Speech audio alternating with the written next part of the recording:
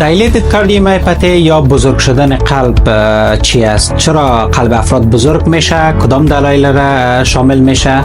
و اگر تداوی نشه کدام اختلاطات را داره و چی عواقب را باعث میشه؟ و تداوی چیست؟ در این مورد ما شما صحبت میکنیم. برنامه را تعقیب بکنیم.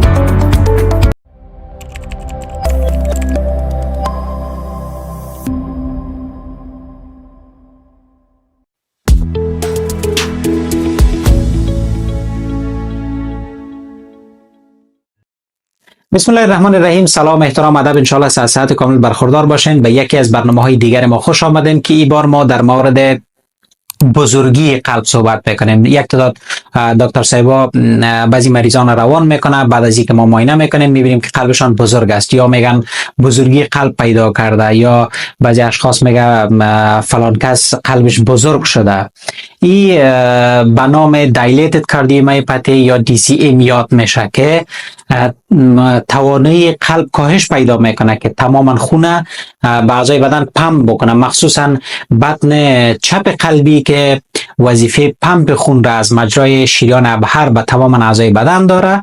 این تواناییش کاهش پیدا میکنه که خون پمپ بکنه، بنان این باعث میشه که قلب بزرگی پیدا بکنه که به نام دیلیتد کاردیومایوپاتی یا DCM یاد میکنن. البته دلایل مختلف داره که قلب اشخاص بزرگ میشه. بزرگترین دلیلش دلیل ژنتیک است. فاکتورهای ژنتیکی یا وراثت که اعضای فامیلشان دچاری نقص قلبی بوده، یعنی قلبشان بزرگ بوده، به صورت وراثت به اولادایشان انتقال میکنه و در آینده ها به اصطلاح اطفالشان یا جوانان قلبشان بزرگ میشه که اگر یکی از اعضای فامیل قلبش بزرگ باشه باید بقیه اعضای فامیل قلبشان معاینه بکنه و همیشه تحت مراقبت باشه تا اینکه نشه که یا هم این فاکتورهای ژنتیکی را به ارث برده باشند.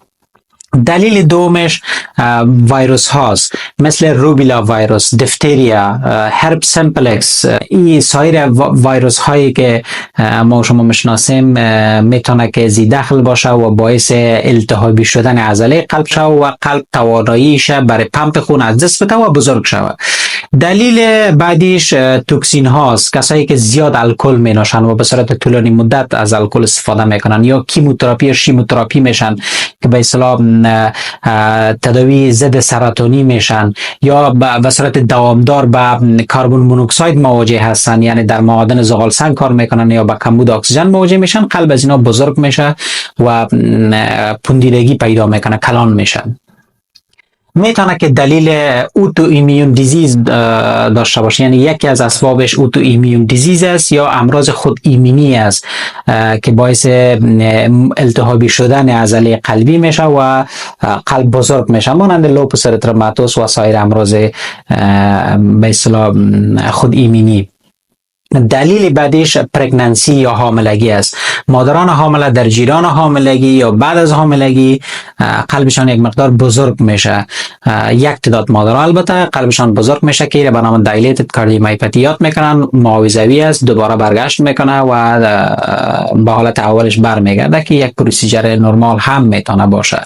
و البته باید بگویم که این دلایل بود که باعث میشه که قلب یک شخص کلان شود و بزرگ شود. البته زمانی که تداوی نشه و همونطور باقی بمانه باعث یک تعداد آرزه ها میشه که آرزه ها میتونه که موقت و میتونه دائمی باشه که اختلاطات خود را میسازه که به نام کامپلیکیشن ها میگن که میتونه یکی از این کامپلیکیشن ها یا یک از این اختلاط هارت فیلیر باشه، یعنی فیل شدن قلب باشه که قلب ضعیفتر میشه و تواناییش زیادتر از دست میده که خون را به تمام اعضای بدن پمپ بکنه. در این حالت اشخاص نفس کوتاهی پیدا میکنن، خستگی پیدا میکنن، زود خسته میشن، مانده میشن و همچنان یک مقدار مایعات در اعضای بدنشان دیده میشه، مثلا پوندیدگی روی، پوندیدگی دست و پای پیدا میکنن که فلوید ریتنشن ایره یاد میکنن، یعنی تجمع مایعات در اعضای بدن. یاد میشه. و دومین اختلاطش میتونه اختلاط اریتمیا باشه، یعنی ضربان قلبی غیر نرمال میشه و ضربان ریتم نرمال قلبی برهم میخوره و چانس تشکل علقه بیشتر میشه، یعنی علقات خون ممکن تشکل پیدا بکنه. و اختلاط بعدیش خود علقات خون است که زمانی که قلب بزرگ است و رکودت خون در قلب است و قلب تماما خونی که داره نمیتونه پمپ بکنه و اینجا جریان خون سلو میشه و قلب توانایی پمپاژ خون یا حد اکثر خون پمپ کرده نمیتونه. بنابراین همی بودن دوامدار خون در اینجا و آهسته بودن خون در خود قلب باعث میشه که علقات خون تشکل بکنه، مخصوصا نوع اپیکال مورال تروم که مخصوصا در قسمت ذروی قلب این علقات خون زیادتر تشکل پیدا میکنه. و اختلاط بعدیش میتونه که والای قلبی فیل شوه، یعنی دروازه های قلبی چون قلب بزرگ است و دروازه ها درست حرکت کردن نمیتونه، ممکن که دروازه ها استنوتیک یا شخی پیدا بکنه و یا ای که فیل شوه و برگشت خون از بطن به دهلیزهای قلبی صورت بگیره، یعنی فیل شوه و ای درست وظایف خود را دروازه قلبی انجام داده نتونه، که از جمله اختلاطات هست که ما براتون نام گرفتیم. البته برای تشخیصش یک تعداد معاینات نزد مریض اجرا میشه. اولین معاینه اکسره یا عکس سر سینه است. زمانی که اشخاص عکس سینه شان میگیره قلبشان بزرگ راپور داده میشه، یعنی راپور داده میشه که قلبی اشخاص بزرگ است و همچنان ورید ریوی احتقانی یا کانجسشن راپور داده میشه در اکسره شان. و اگر گراف قلبی گرفته شود در این صورت ولتاژ قلبی ضعیف است و تغییرات غیر وصفی قطع خطای استی و تی دیده میشه که دکتر صاحبا باز بهتر میدانند. البته معاینه بسیار سیف و معاینه بسیار دقیق و بسیار خوب معاینات ایکوکاردیوگرافی یا معاینات تلویزیونی قلب است که نشان میده تماما تغییرات و تماما پارامترهای قلبی را ما میتونیم که اندازه‌گیری بکنیم و تغییراتش را داری ببینیم. یعنی بزرگی قلب را میتونیم که داری معاینه بکنیم، ای که قلب به کدام سطح فیل است و وظایف سیستول یا دیاستول یعنی گرفت خون و پرتاب خونش چقدر انجام درست میشه نمیشه و والای قلبی یا دروازه قلبی درست باز و بسته میشه نمیشه، دروازه های قلبی البته درست باز و بسته میشه نمیشه و همچنان دیوارهای قلبی درست فعالیت میکنه، در فعالیت صحیح هستند، به اصطلاح سکته دیوارهای قلبی رو داده نداده و قلب به کدام اندازه بزرگ است و سایر مثلا خون برگشت داره نداره و تماما تغییرات توسط معاینات ایکوکاردیوگرافی اندازه‌گیری میشه و وخامت مرض یا انظار مرض هم پیش بینی شده میتونه در این حالت ها که یک معاینه سیف است میتونه اشخاص انجام بده و از سلامت قلب خود اطمینان حاصل بکنن. و اگر سر تداوی صحبت بکنیم، تداوی های دوایی داره برای مریضا. دکتر صاحب دوای ایس اینیبیتورها مثل انالپریل، کاپتوپریل، رامیپریل این دواها را برای مریضا توصیه میکنن، یا بیتا بلاکرها مثل پروپرانولول، میتوپرولول یا کارویدیلول برای اشخاص داده میشه و همچنان دوای اینوتروپیک ایجنت ها مثل دوپامین، دوبوتامین اگر هفته یک بار یا 2 هفته بعد یک بار برای مریض داده شود موثریت های خاص خود می داشته باشه. و همچنان آلدوسترون انتاگونیست ها میتونه که باعث بهبود وظایف قلبی شود و باعث وظایف خوب قلبی شود و قلب به طرف بهبودی سوق بده. تماما این دواها البته یک تعداد دوای حمایتی دیگه هم هست که دکتر صاحبا نظر به وضعیت مریضان برشان پیشنهاد میکنن و این باعث میشه که قلب وظایفش درست شود و بزرگیش کاهش پیدا بکنه و مریض به طرف بهبودی روان شود. البته تداوی لایف استایل چینج است. مثلا مریضا اگر اسموکینگ میکنن یا سیگرت استفاده میکنن قطع بکنن، اگر الکل استفاده میکنن قطع بکنن و غذاهای صحی استفاده بکنن، ورزش‌های منظم صحی باید انجام بدن.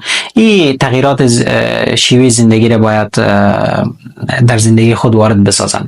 و همچنان دیوایس تراپی است که ICD یا CRT وسیله هایی است که در قلب گذاشته میشه و همو ریتم قلب که غیر نرمال است منظم میکنه و دکتر صاحب در صورت ضرورت از این دیوایس ها یا از این آله ها استفاده میکنن. و همچنان اگر تداوی های دوایی و تداوی های سایر تداوی ها جوابگوی خوبی قلب نباشه، یعنی قلب به طرف خوبی سوق نته و بهبود پیدا نکنه، تداوی جراحی است که ترانسپلانتیشن قلب صورت میگیره و تداوی جراحیش میتونه که موثر باشد. و اگر تشخیص با موقع شود و تداویش با موقع صورت بگیره، در این صورت بزرگی قلب کاهش پیدا میکنه، وظایف قلبی خوب میشه، نفس کوتاهی یا اشخاص کم میشه و همچنان به طرف بهبودی قلب سوق داده میشه، به طرف بهبودی اشخاص میرن و قلبشان خوب میشه اگر با موقع تشخیص و تداوی صورت بگیره.